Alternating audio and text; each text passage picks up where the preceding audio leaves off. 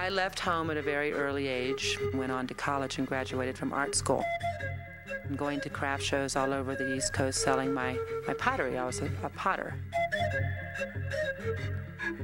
But people would always ask me where they could buy what I was wearing, things that I had made myself at home. And so I decided to just make a few things and take them to a show. And I sold out within an hour. My clothing business started right then and there.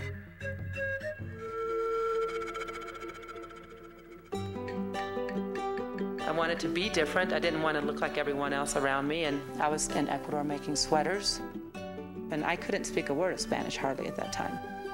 And there was a soccer team that I particularly liked, and they were trying to figure out a way to raise some money. So I decided that I would teach them how to paint some t-shirts, and they could sell the t-shirts at the local Indian market. The church donated a back room. It's where they had their ping pong tables, and we set up some tables, and we just started experimenting, with stamping wax and painting stuff. And at one point, all the rooftops were all covered with fabric, blowing in the wind, all these different fabrics everywhere. I took a couple of the garments to the show in New York with my sweaters, and it was a hit. People loved them.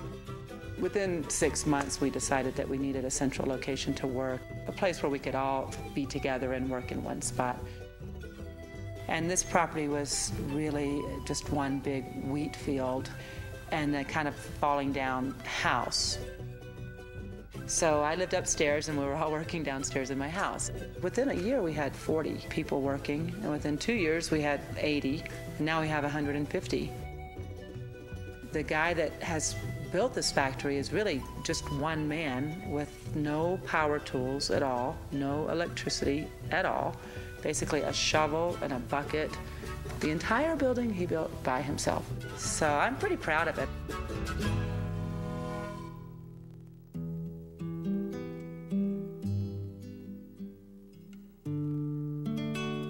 Everyone in the factory is from Ecuador. We supply lunch, and we have our own bus. We go and pick people up from their homes.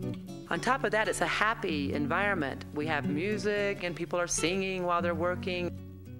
When I put an ad in the paper for someone new to come and work here, I have at least 100 people in line to interview.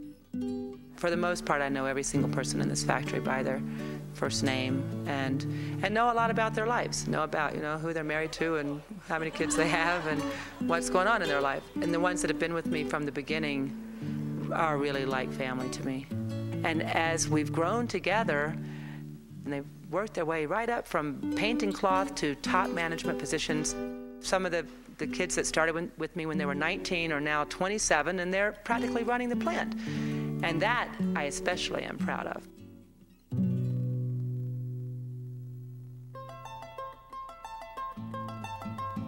The tradition of making textiles in this area of Otavalo is over 1,000 years old. Even today, Otavalo is known all over the world for its textiles. At the beginning of every season, I have to look for new designs, new patterns. I try to work with something floral and something geometric, especially traditional Incan type patterns, designs that have been found on old tapestries. We really do everything by hand.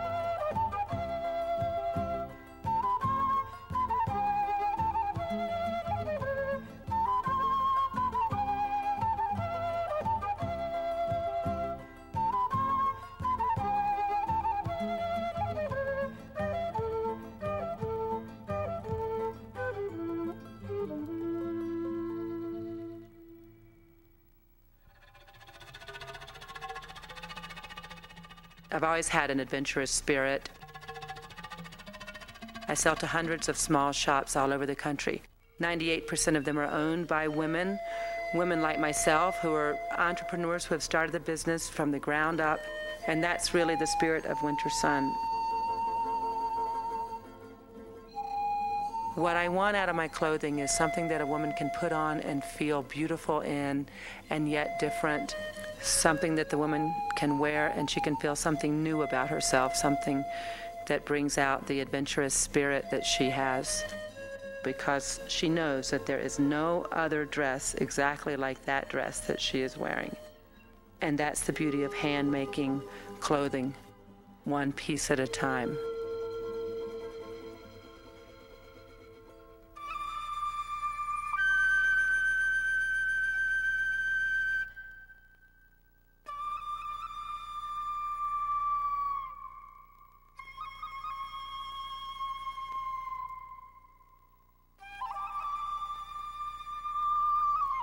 Ecuador is an incredibly beautiful country.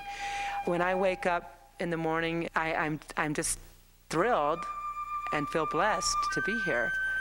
I really do love Ecuador. I love Ecuador. And I love the people of Ecuador.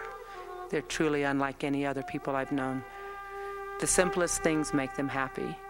The beauty around them is enough. It really is magical.